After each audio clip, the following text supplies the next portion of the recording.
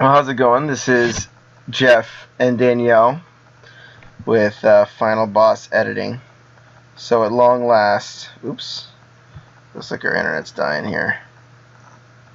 Let's see what happens. What's going on with you these days? Our internet's been on the struggle bus. We need to call Comcast and start shouting. Let's see here. If it comes back, I'll see. Oh, it's going through these like big old spikes. It's obnoxious. Well, we'll see real quick.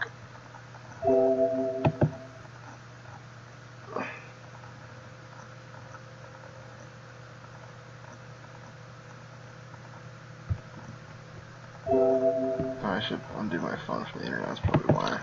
Yeah. Uh-oh. Speaking of which, yeah. Too many connections in an old crummy router. Alright. There we go. Still dropping frames, but whatever. Oh well. Is this working now? Alright, well, it thinks it's working. Anyways, we're gonna stay classy and relax. And stay classy, relax, just like San Diego. And if there are some dropped frames, such is life. But today we're going to be doing an edit on Mr. Geoff Stewart's, or I should say, Silent Willows. I'll pull that off just in case he wants to stay anonymous. Maybe that's kind of too late now. So that's all done. Let's see. Man, technical issues galore today because we're getting back into the swing of things slowly.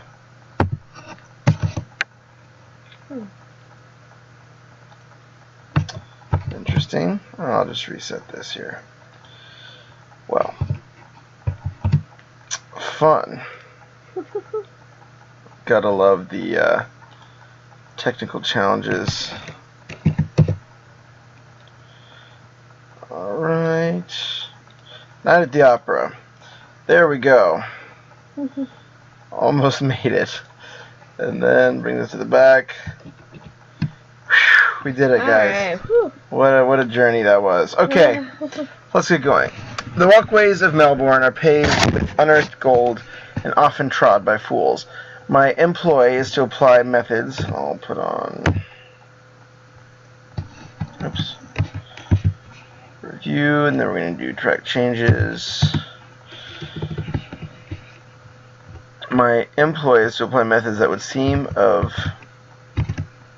countenance to the good mining folk of Ballarat and Bendigo, they who seek to alleviate the nature of their coveted gifts. For you will observe that my pursuant cause is to unearth the nature of the gifted, and replace its measure pound for pound with Satan's abode. The purpose revealed is to clarify and focus a picture for you. Yes, the clergy in the affirmative are in the affirmative when they say the devil walks amongst you. I am known by many names. The one you may be familiar with is Mephistopheles. Cool. So like good hook. Interesting to see from. It almost seems too verbose to where you may risk losing the reader. But if it's in the character of the devil, then is in character, it's okay. Awesome. Cool. Only dropping a few frames. Jeez, that's so bad. I don't get it. Oh well. Apologies. Maybe I should just open the door, let the Wi-Fi through.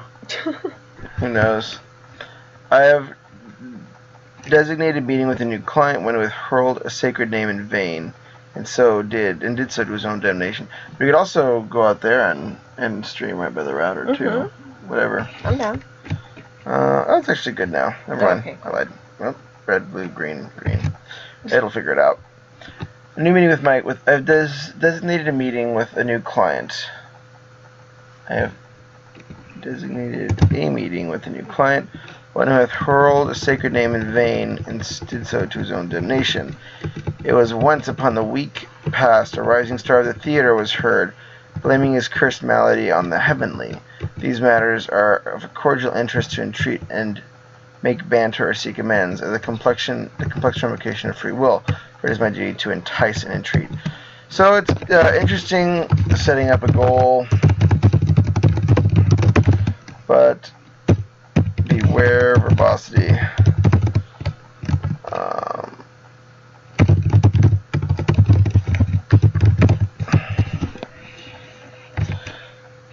My client is mid-30s and will be elevated into the upper echelon of his chosen art, thanks, of course, to my involvement. Let me see here if this thing is working.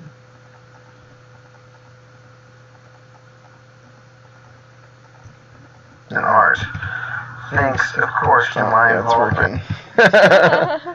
It's kind of weird.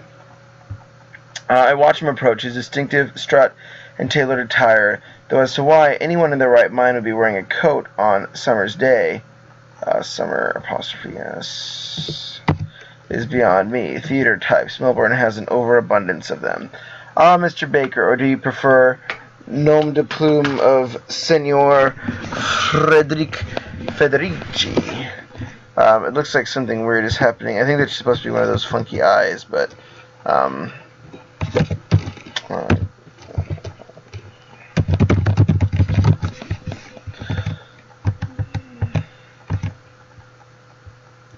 I extend my hand and feel a clammy cold hand. So this is that part where you have two words that are a little too close to each other. Oops.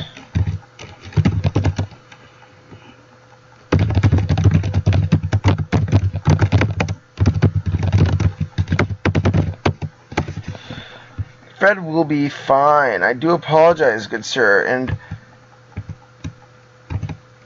in the heat in my journey I have not retained the good sense to keep your name present in my thoughts. Its pronunciation is foreign to my native tongue. Do I ask forgiveness for my lapse? Such a gentleman. Oh, is this thing broken too? It's broken. There it goes. Okay, there's Silent Willow. There's Silent Willow. Hey, what's up, buddy? I don't know if chat's working. I'm going to refresh this little guy, because I'm pretty sure it's not.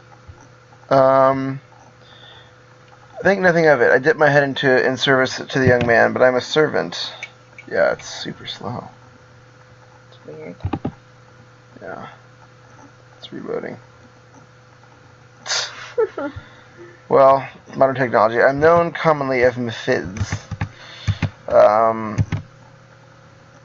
Please, let us conduct this affair away from public thoroughfare. I believe the good landlords at Young and Jackson's are amenable to my patronage and to our relief. The beer is served cold. The raise of the tempting eyebrow is superfluous to the immediate needs. The mention of cold beer out of place with the telling sun. I gently usher the days confused and heat-weary Mr. Baker or Federini as the theater circle come to know him to a quiet alcove of the main bar. So, like, these are actually, what's really interesting is the verbosity, though part of, like, a cool stylistic choice, is actually playing against some of the just general practices you want to be careful of, like showing and not telling, for example. So this is definitely telling a little bit about dazed and confused. Can we describe Mr. Baker?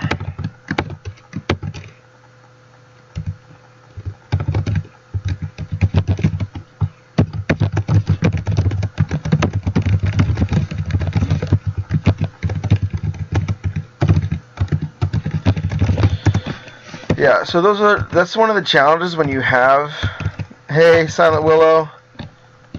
Hello.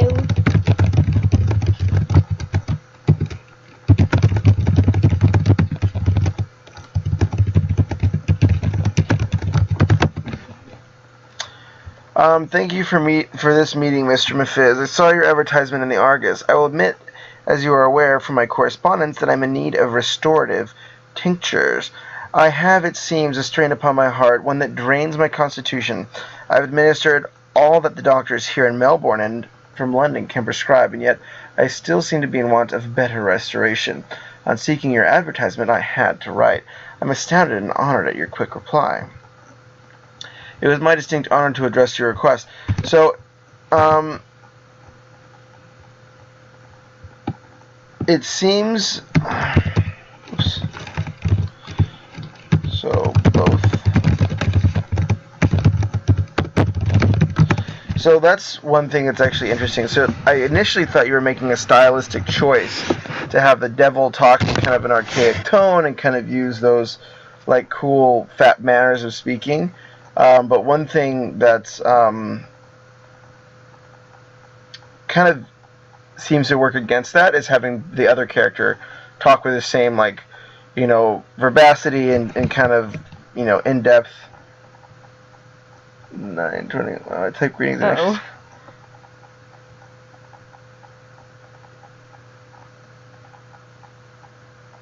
Oh yeah. Serious lag issues. 9:24. Yeah.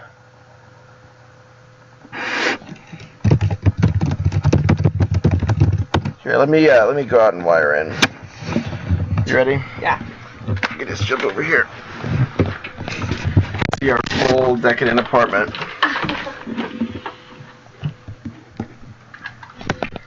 I think I have another cable. Sur le câble. I'm pretty sure it's my router, but we're about to find out.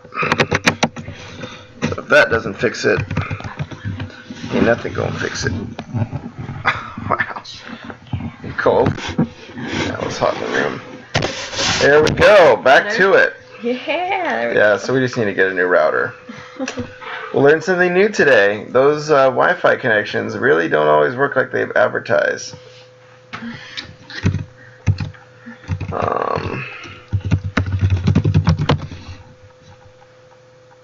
Uh-oh, now it's lagging again. Oh no. Weird. That's too bad. Uh-oh. But we'll try our best. I'll send you the recording in any case, and that will work. I want my distinct honor to address your respect, for it is rare that amongst our lonely colony we have such an august personage. It would have been foolish of me to put aside your missives. Should my medications improve upon your condition, then by sheer word of mouth alone. Gently tap my shoulder to the client. At this point, I clarify the terms of the contract. I continue. As my last communique suggested. Yeah, it looks like it's in the green. I think my DNS address has been like weird lately. At last, my communique suggested there is considerable better barter for the relief of your heart's dilemma, one that must be made of your own free will, for the medication is not your normal pharmaceutical concoction of mystic arts, alchemical formula handed down from Mel de Nostradamus, and now to me. I could see the concern, yet the desire overriding caution. Again, so I think one of the risks when you do a stylistic choice, like having this language, is another telling here. How does it character?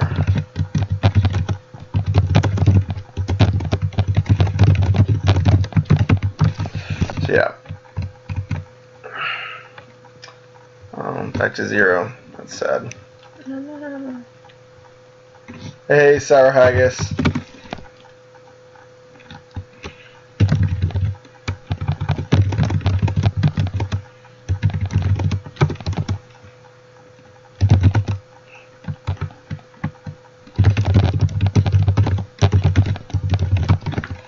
Yeah, having a few lag shenanigans, but it looks like it's getting better a little bit.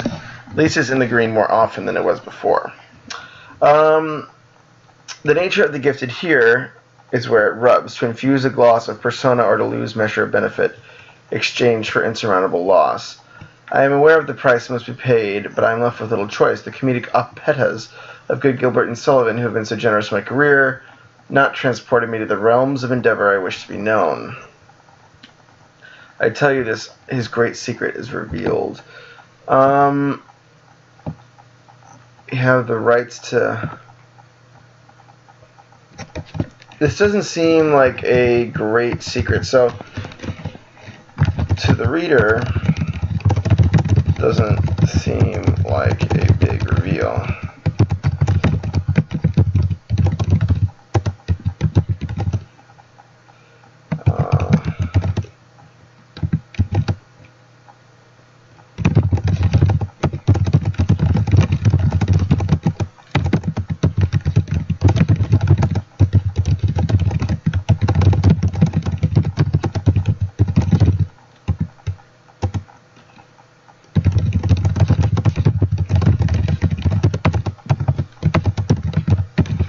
So that's the challenge with telling sometimes. If you say it is a great secret revealed, the reader may read it and be like, actually it doesn't look as much like a great big secret. So this is one of those cases where I would say, you're running the risk of having what is shown in the story disagree with what you're telling the reader sometimes. So that's one of the reasons, I almost, even before, would caution you for like kind of using this letting the device that you're using, which is this awesome language, carry you away too much, because it looks like it may have happened here, and you're like, the great secret is now out. However, when you actually get to the reveal, it doesn't seem to really strike the same note that you may be expecting it to. Because it's like we're doing Faust, yes. Mr. Federici, this is the elixir variety. I assure you all how the Constitution with ink of blood, this contract will be ratified. So there's not actually, and this is what's kind of fascinating, even though it's a deal with the devil, there's not much conflict. And I'll do the little scared face. And one of the reasons I would reconnecting.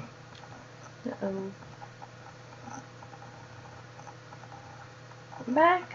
We're back? Are we back? Is it alive?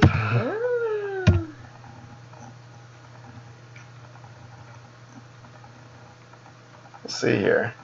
Wow, this is the worst connection I've had in a while. So good. We'll have to call Comcast tomorrow.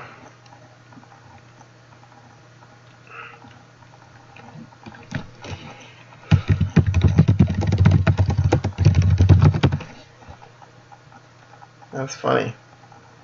Well, anyways, hopefully that works. But there's not much conflict. So just kind of like what I was saying, and WB, I don't know, that says we're back. Oh, nice.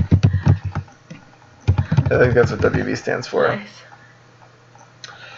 So the thing you're going to want to think about is, he's making a deal with the devil, but they're both bought into the deal. He wants to buy, and the devil wants to sell.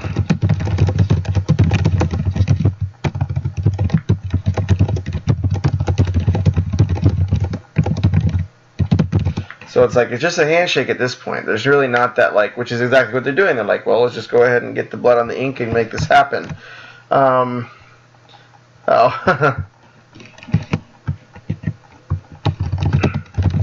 Yeah, we're still learning. Welcome back. I was like, there has to be something. Life. But yeah, so in those cases, I think I really like the stylistic choice you're making, but you still want to not depend too much on the cool style, and you don't want to forget to develop those other aspects. If it's but a sharp prick, then so be it. Your suspicions need to be satisfied. Run the vial of elixir placed on the table before us.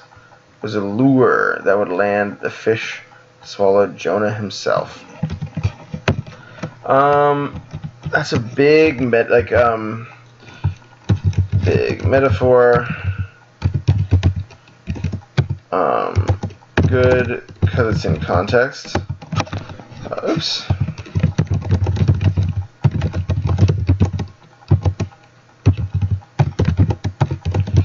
But a bit jarring in the scene. Jarring. So yeah, when this is actually something I'm learning in my own writing, is that you know, if a metaphor is not really in context, so yeah, like you're right that this is kind of like the Bible metaphor. You know, this is happening to the people. Oh, good night, Casey. Good night. Fishes are OP. We swallow people all the time. It's true. The bookfish. Yeah, that's what we should say is the bookfish. Not swallowed him himself. It would be remarked to the It would be remarked. It could be remarked to be devilish of me, for that is my nature. I like to pause the hand before it signs. I account for the meaning as part of the contract with that middle of it, like You maybe are now at the part. However, Fred Baker will never be able to bathe in the applause of the crowd. You understand that this is the agreement to which you will sign.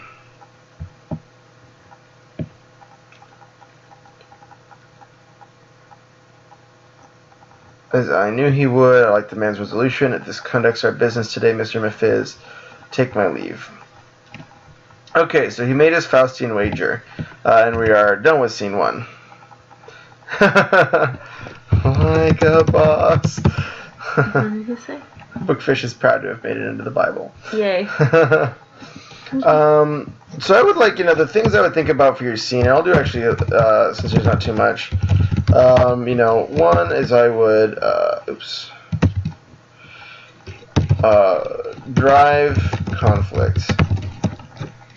Something should be bartered for or withheld. Some challenge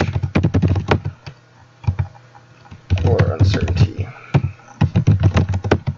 So the reader, the thing that I am having to ask myself when I'm reading my stuff is, did everything happen like I would have expected it?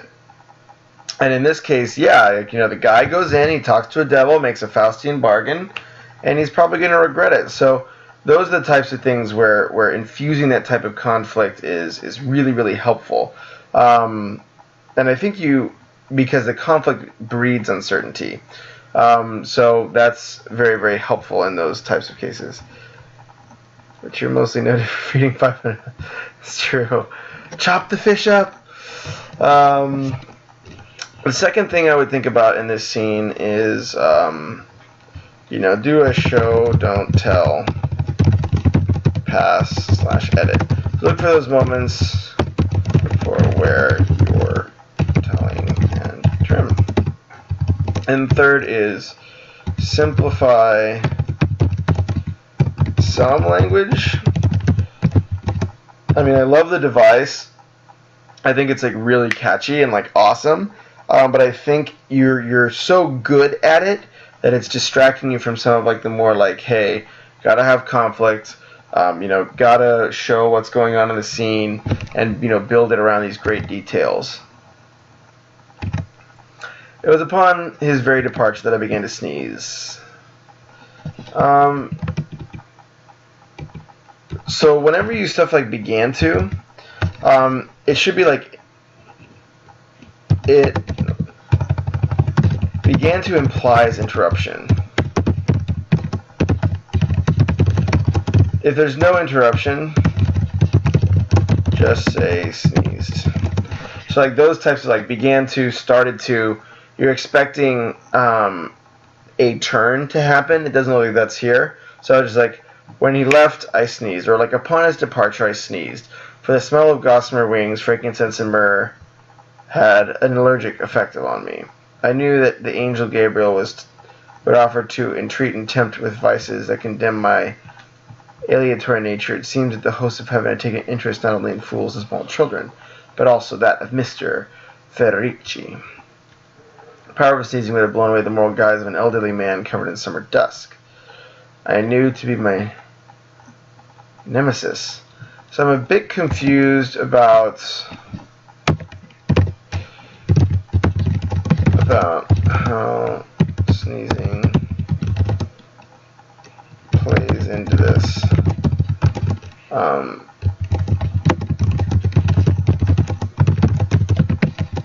maybe my mythology is not as strong as it used to be, but I would be curious to see, like, hey, what does that, actually look like? Good afternoon, Mr. Mephistopheles. Oh, apologies, Mr. Mephiz. Some would think it rude that we did not extend hands to formally acknowledge our acquaintanceship. Yet Gabriel and I have begrudging respect. His contract has me breaking out in hives. The blood of the contract is not even dry, and yet you come to barter? What could you offer me that could give me to pause? My opening gambit seemed bold, yet I was positioned in advance. Gabriel made a tactical error in his early approach. So it's good that you have conflict here. Good conflict. But you'll want to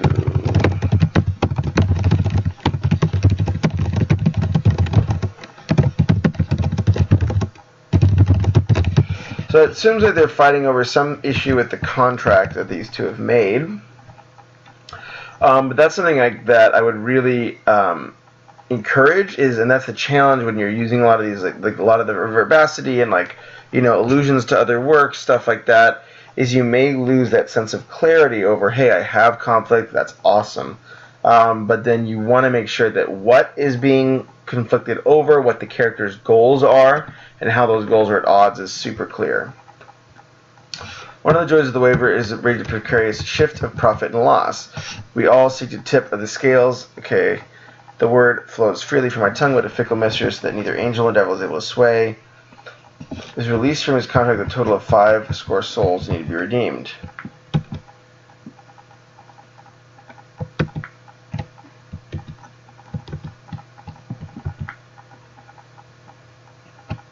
So they're bartering down the dealer struck, and 100 souls will be redeemed by Mr. Baker, otherwise known as the stage name Friedrich. I know. That's the name of the character in my novel. This is Silent Willow's work, actually. So this is the very talented Silent Willow. So that's the top bit if you need some context there.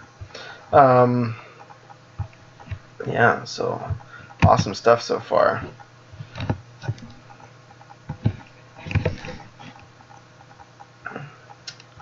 Okay, so I'm sure that he's taken it back from the new electrical light popping up around Melbourne, as vowed not to be unshone by them. The ease of which he bartered gave me concern. Simplicity of our transactions unsettled my nerve.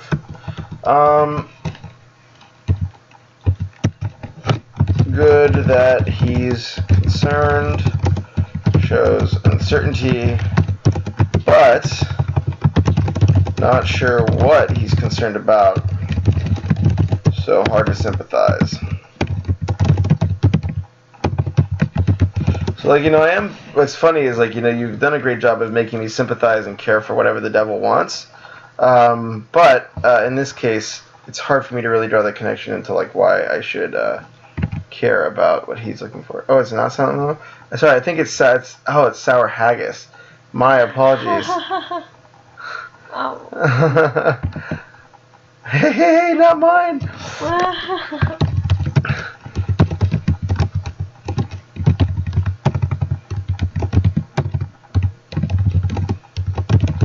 And that actually brings up a very interesting point in novel writing, is readers will sometimes get confused if two characters have the same name that start, or a name that starts with the same letter.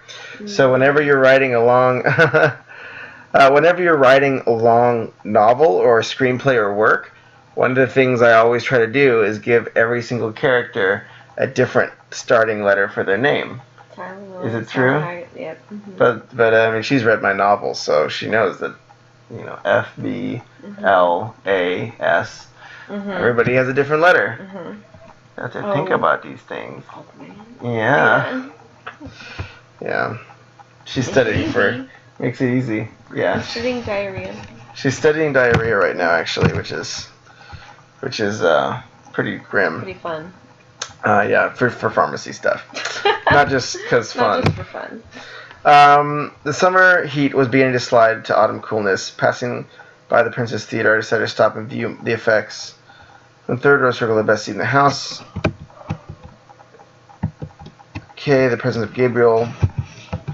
2 preoccupied rehearsals to be searching for the lost sheep of Melbourne, I could not help but state the obvious. A function of the demonic repertoire and a gift we have, given those barely observant. That's one part of an anthology. Oh, nice. Yeah, that's cool. Woohoo! Nice. I like it. Fictitious. Well, it helps. I hope the edits helps Sour Haggis. Sorry if it broke up a little bit in the beginning, but I'll send you a YouTube of like the actual final, which won't skip and jump. I could not help but state the obvious. A function of the demonic repertoire. And a gift. So I think you've done a good job with developing a great mythology. But you have to remember, the reader won't be as familiar with it as you are. So you want to remember to give that context to why things work the way they do. And you said, like, hey, you have like a word limit. You kind of have this constraint, and so that's tricky to deal with. So I would probably either trim some of the mythology down that's not 100% necessary, so you have room to explain the stuff that is going to be core to what happens. This may be, but it seems like kind of like a mythology piece that's a little bit unexplained. Maybe curious when I complain about having trouble with my characters. They say, but that's the easy part. Yeah. Mm-hmm. That's what they all say. Character development's very challenging. There's a really good post by on this website called "Helping Writers Become Author" about character development that I liked a lot. So if that ever helps. For tonight, payment shall be forthwith from my young debtor. Situations that may seem apparent and how they eventuate have always been the unpredictable nature of fate. We play our part of influence where we can, but the destiny of man is subject to the choices made of his free will. We will never condemn or redeem. We just provide the mechanism of choice. Gabriel seemed to have that nonchalant attitude mixed with the philosophy of musing that angels do. So what's interesting is this impression differs with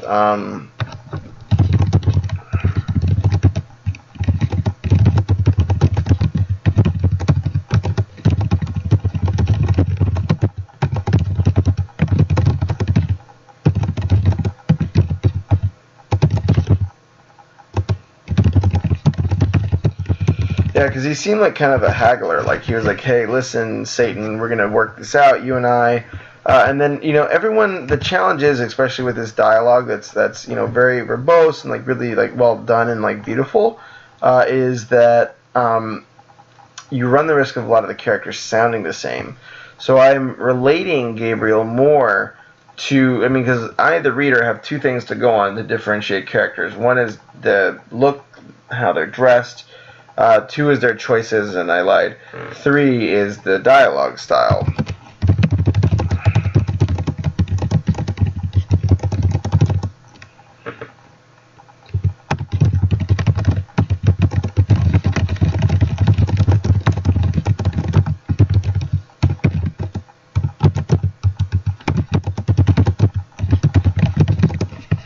So, if the devil's a negotiator and he talks that certain way, subconsciously, I associate, the angel with that type of style as well. I'm going to get a glass of water, though. I'm drying out. Can I grab a me one?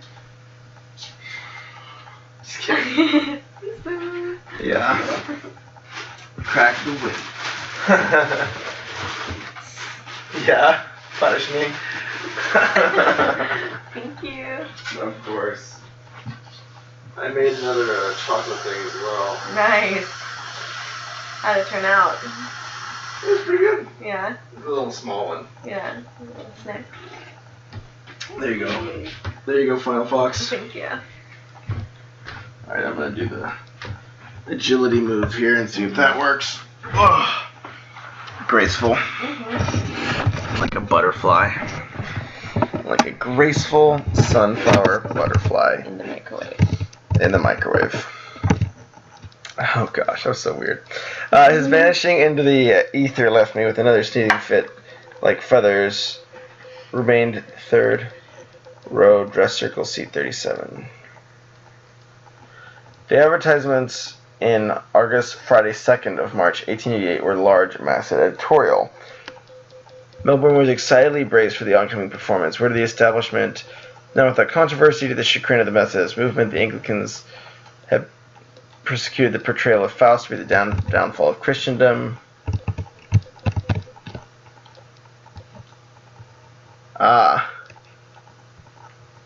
Reading about diarrhea makes one thirsty.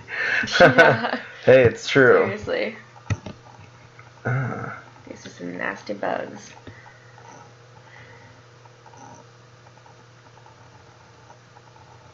Interesting.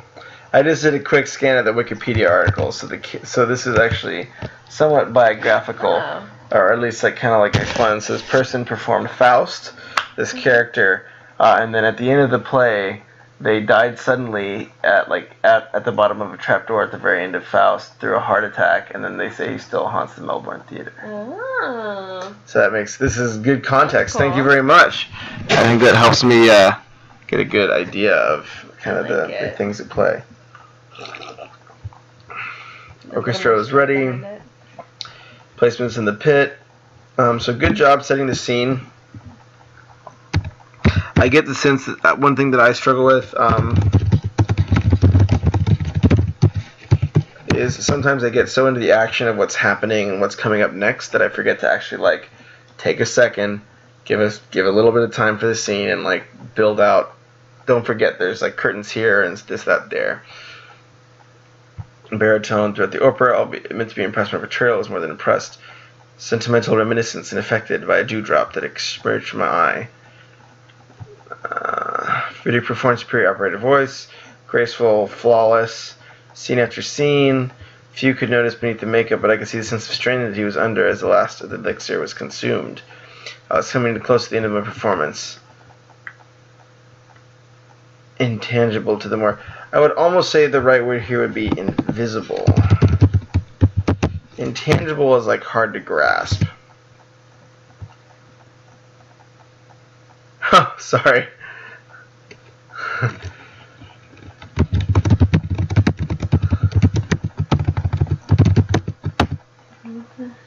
Most Melbourne.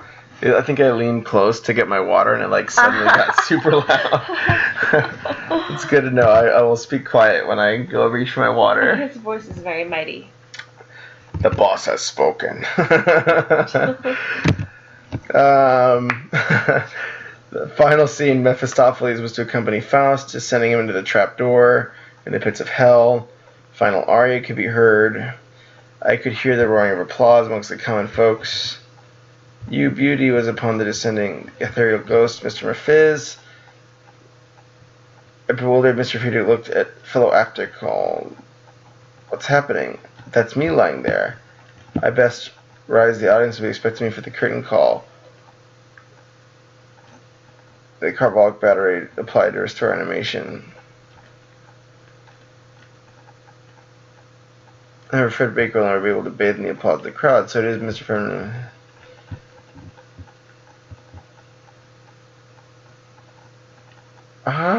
True. Didn't mind the opportunity to glad my victory. This burden announced Gabriel in a full raiment brighter than new electric voice. Was that he redeemed 100 souls? I did not observe a single redemption from the sprawling mass. I sat to reject. Well, as news of the great Figurine is passing in tomorrow. Not to mention the audience condemned by the vocal just outside the way. 100 souls redeemed is but a tenth of those. I refer to our agreement. You're sly on the stage, like the turn that the whirl, the event actually saved more souls. I wanted to be a permanent part of the city. The new game of Australian rules. I wonder who will need to convince that demons would make a great name for a team. I'm assuming that's a soccer team there. Awesome. They have a seat vacant for the Ghost of Federici. Huh. No one knows that a mysterious stranger was altered their persons.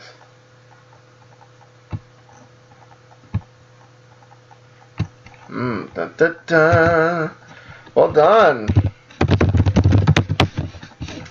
Loved it. Australian rules football team. Nice. Okay, cool. So I'll do some overall notes here.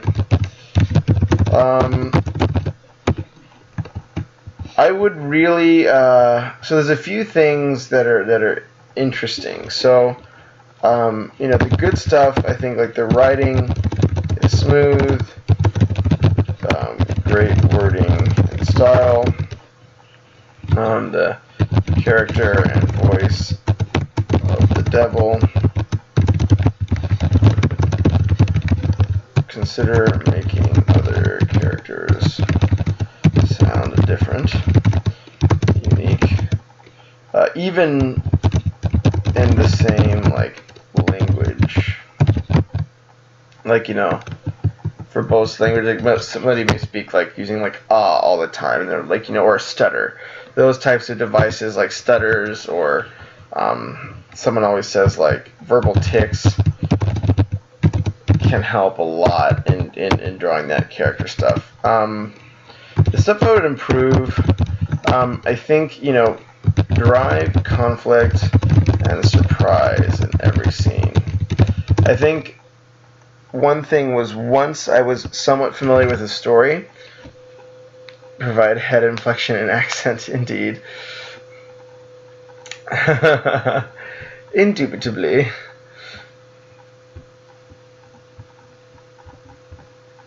Drive conflict and surprise in every scene. Oh, sleepiest of foxes. Take a little break. Yeah, we could read Moocher's story next, eh? Then we'll send you to Fox bed. The other bit would be looking towards. I would do a draft of this in normal English at least once. Because I think whenever you add a device,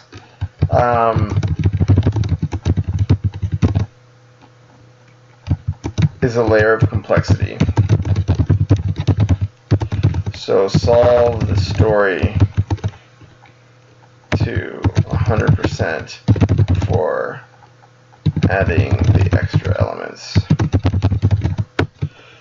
The other thing I would think about is the mythology probably can be trimmed. Seem 100% necessary to the surprise conclusion. Like dust, sneezing, didn't factor into the angel's overall victory. At least from my perspective, I didn't see how those necessarily connected. And then finally, I would really try to infuse surprise.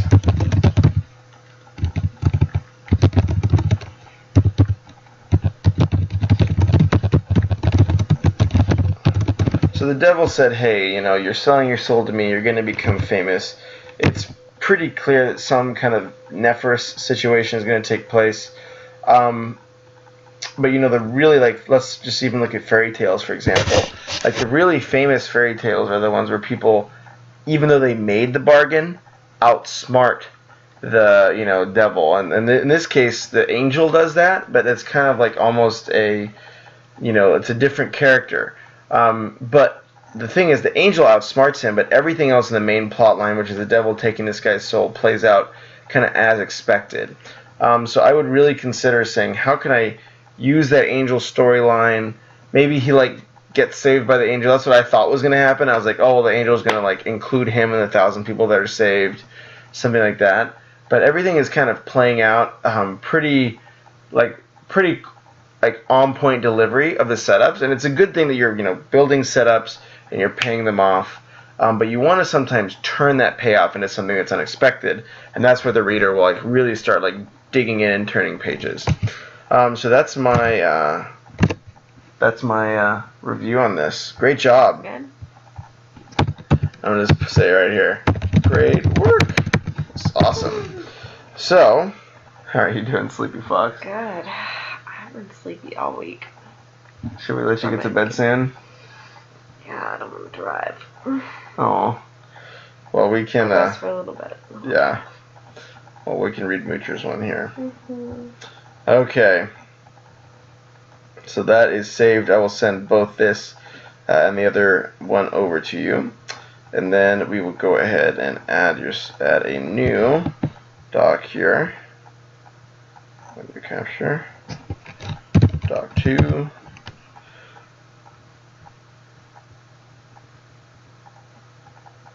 A Divine Day in Kiko Village.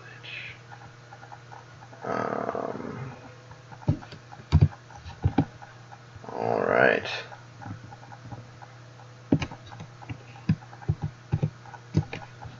Oh, of course.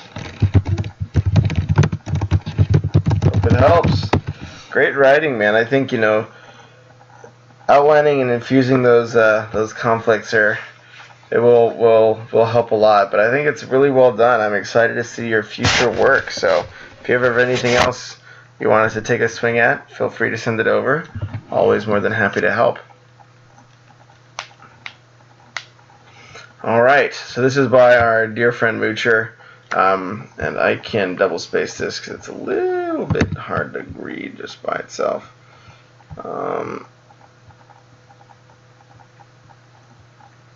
I'll just do 1.5. I'll do 2. Bless you.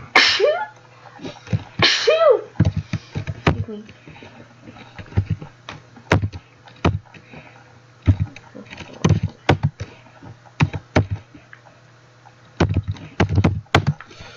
Okay, kind of cleaning up the formatting here.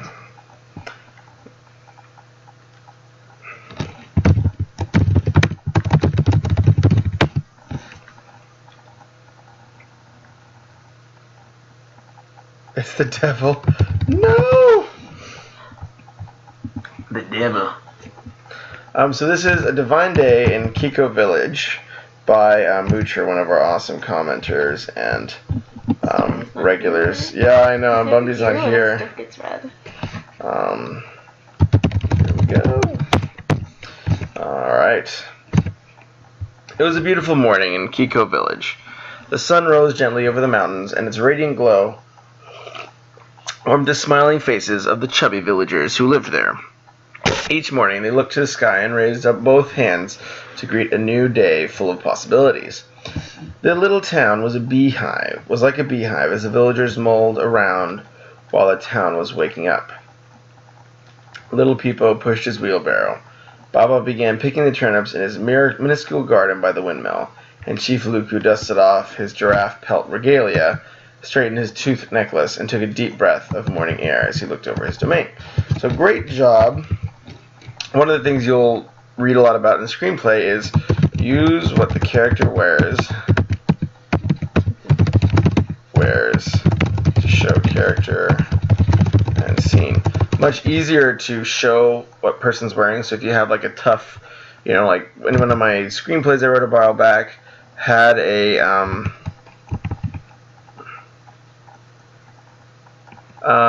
in one of the screenplays a while back had a kind of like a pilot who was kind of like a troublesome like scoundrel.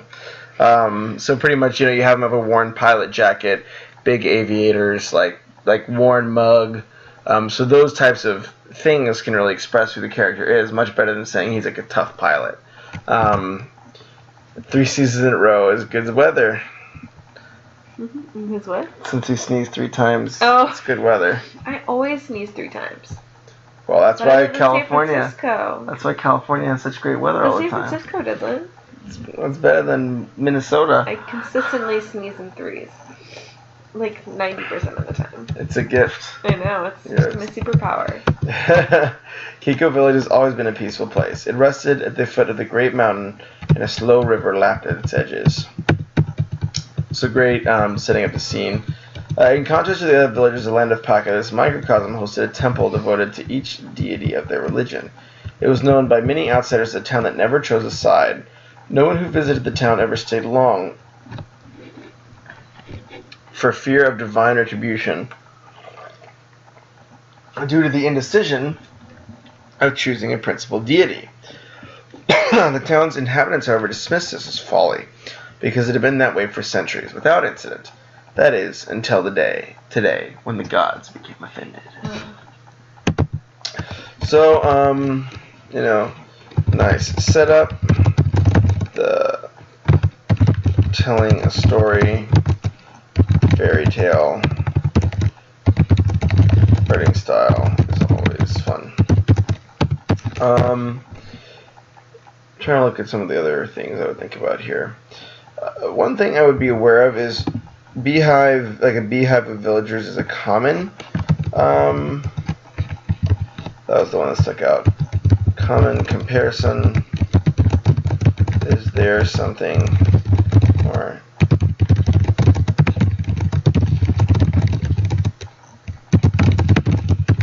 And that's the thing with your imagery in your language. When you're using, simile or metaphor, like, they're like a windmill or like a beehive, that your goal is try to dig that next level deeper. So like a beehive is good, you get that sense of busyness, but maybe these people are, let's say really industrious, and then maybe it would be more like ants, or, that's like obviously like a weird comparison, but like try to find that next level into your metaphor that will be even more accurate to exactly what these people are. A beehive right now seems just a little general. You're a little beehive.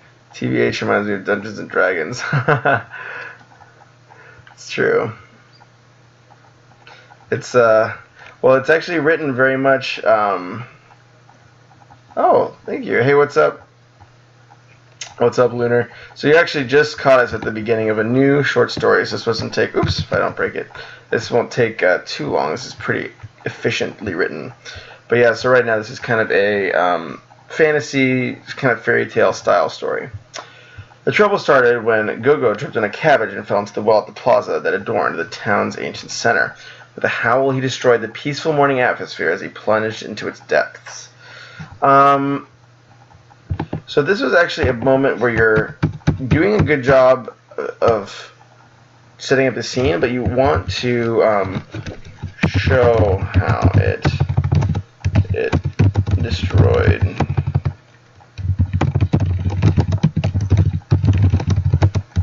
people. Stop plowing fields. So, and this is kind of one of those show don't tell moments. You do a great job of showing us the city, showing us the ideal.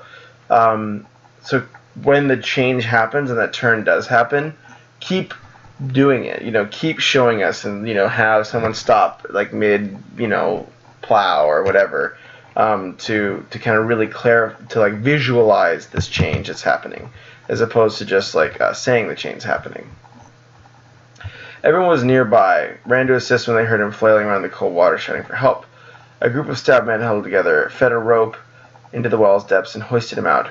Gogo stood there shivering as his poncho made a ring of water in the dry dirt that surrounded his feet. Great visual.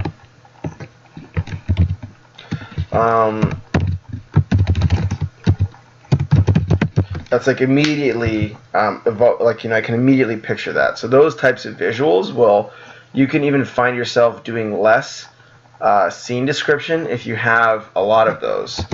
More of these.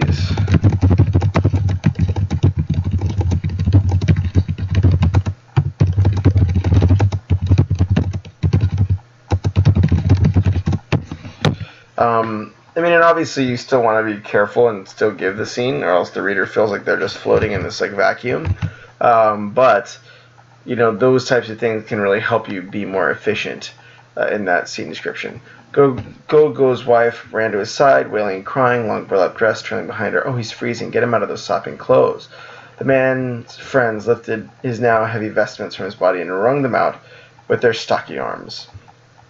Water cascaded into the dirt and ran along the ground in long rivulets that shone in the morning sun. At that moment, Naga, the god of water, was watching the scene unfold from his home in the river. Anger scarred his face. Scarred, that would just be word choice. So the way people say the WW for like a wrong word.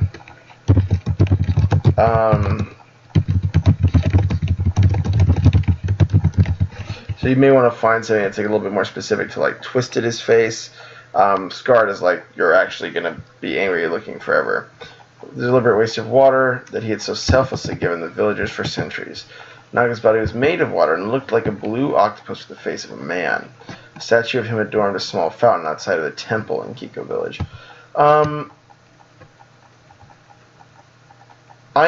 This seems a little bit unsequential.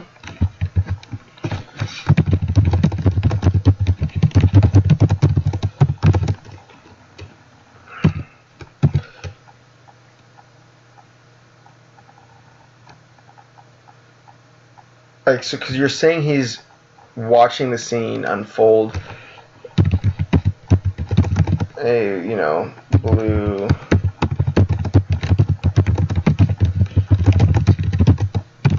then zoom into his thoughts on the scene. So yeah, because you're saying you're giving this creature's thoughts on the scene, then describing the creature. So we lose a little bit of that context if you do it in that context. If you do it in that order. So I would almost describe the creature first and then back up and talk about his thoughts about the scene. And that'll give the reader a little bit more of that narrative. Narrative grammar is kind of how people refer to it, which is like you kind of do cause and effect. And there's a really great article on that by Jim Butcher. See if I can find it.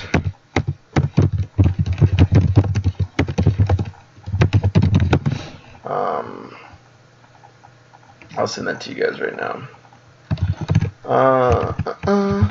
So this has a great, it's one of like the further posts down, but that has a great, little section on how to do, narrative grammar. Infuriated, the Naga lifted his mighty blue tentacles in the water and suddenly bolted the sky. And a column of water shot up and took form of bolted the sky as a column of water. Breathless as they saw the monster that rose between them, the serpent lunged forward in blinding speed, snapped his jaws around a goat, thus tied to a flower pot. The creature swallowed the goat, and the people ran screaming as the animal was swallowed and followed his snake's neck into the well. Everyone in the village darted into the Naga's temple in a frenzy, falling over each other in the rush to worship him. But as we know, when one god is appeased, the other gods become envious. So those types of like reader addressing things I'm always a little careful of, because like, do we know? I just show this happening as oops.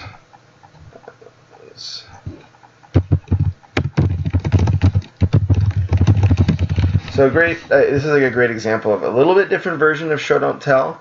But if you're saying like kind of like camaraderie, like hey, like this, it's hard if the reader may just not know that. So I would make sure that just show it happening. People will get that this is like kind of what these gods do just by seeing them in action. So trust the actions and trust actions to be able to express at this point. When one god is appeased, the others become envious. First was Beta, the god of land. Beta was the largest god and resembled a white cow, who had the head that was an open hand with a face in the palm. So like, creative description, make sure it's clear.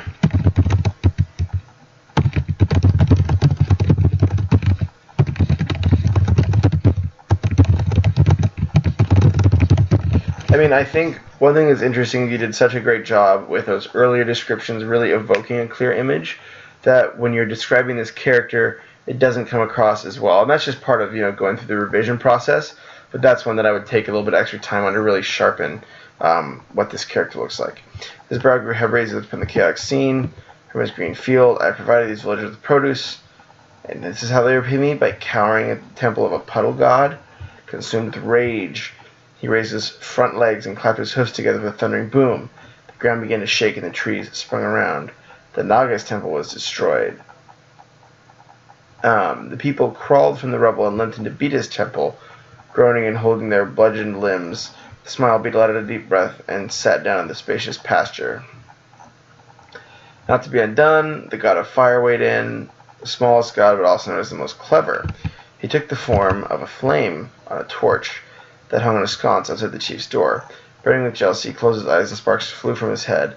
A moment later, a loud whistling sound erupted from the sky. A fleet of fireballs blazed into the morning sky and heading straight for them.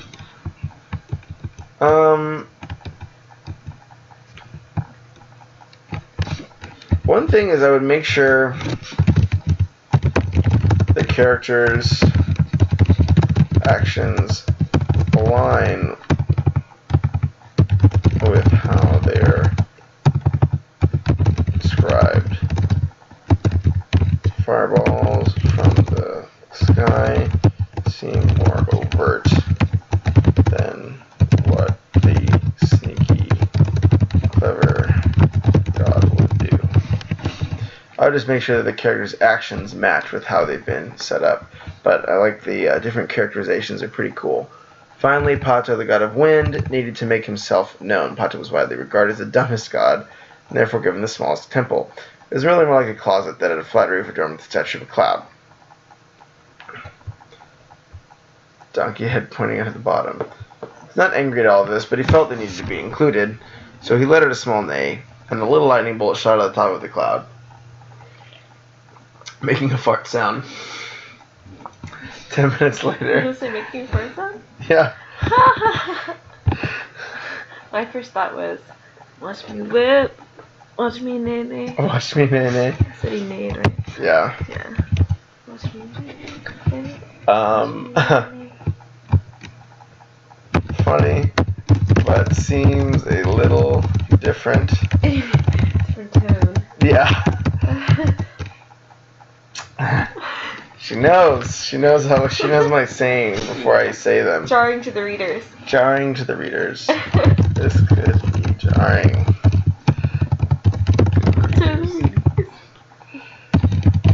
Alright. Butterflies and sweet buns appeared all around the villages and fell at their feet. Confused, they picked the buns and began eating them, feeling much better. Nice. The other gods rolled in laughter at the incompetence of their contemporary. Pato's soul ignited with rage and shame. Buzzed with electricity, his eyes became solid as he focused his power. Looks of disgust. Pato closed his eyes, looked at the sky, and a deafening neigh erupted from his donkey mouth. Nay. Into the heavens, the booming fart sound. All the gods stopped laughing. Everything went silent, and they gazed upward, trying to figure out what they were seeing. But they realized it was too late. A deluge of swords, forged from lightning, rained down upon them like an infernal typhoon. The buzzing and popping blades pierced their bodies relentlessly. Typhoon. No. Give me your hand. No. I just call it Discipline. like I see it. I just call it like I see it. Discipline. Typhoon. Yeah. The buzzing and popping blades pierced their bodies relentlessly. The gods let out a final divine scream as they dwindled into nothing, leaving Pato the only remaining deity in the land. His eyes became normal again as he looked up at what he had done, grinning. The next morning, the sun slowly made its way over the horizon. On this day, villagers were all working together. They were collecting the broken pieces of the temples and building the largest place of worship that had ever been constructed in Kiko village. The Temple of Pato, the god of fire, earth, and wind. Nice wrap up. So the fart was purposeful. Yeah. He killed all the other gods, so he took their powers. What did the fart do? I think it was just he was really derpy, but the dumb guy won. Good lesson. All win. Yeah, even me. Yeah. So good job. That was cute. Yeah, it looks like we gotta get this lady to bed here. We'll do the overall real quick. Good. Oops. Let me see here. Symbols. Whoops. funny premise, and clear setup.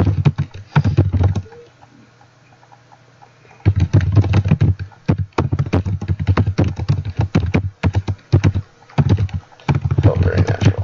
Yeah, so I mean, one thing is, like, you know, the fairy tale style is not very marketable.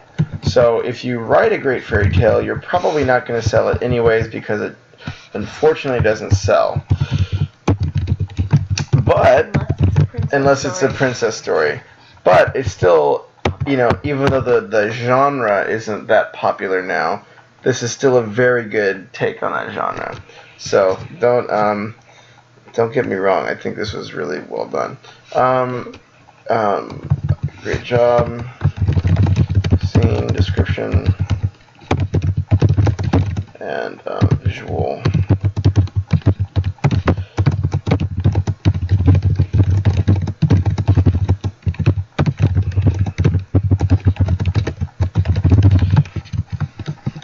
Yeah, I mean, I think you definitely have made a really good talent for developing these really good specific images. So keep fostering that. And I know this was a fun story. The goofy god seemed a bit off tone, but still was a funny wrap up.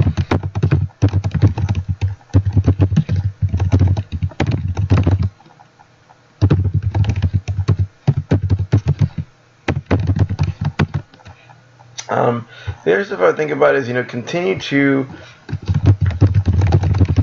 on showing a few things got telly. Try to visualize and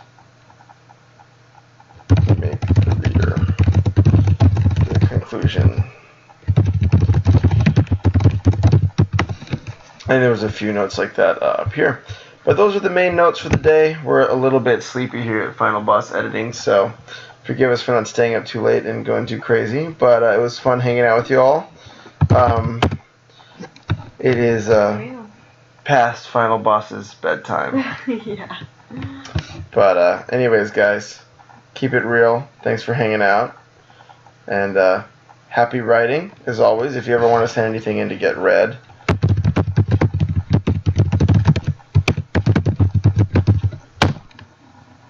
let me know. Send over your stuff. Take care, guys. Have a good one. Bye, everyone. Get some R&R. Don't stay up too late.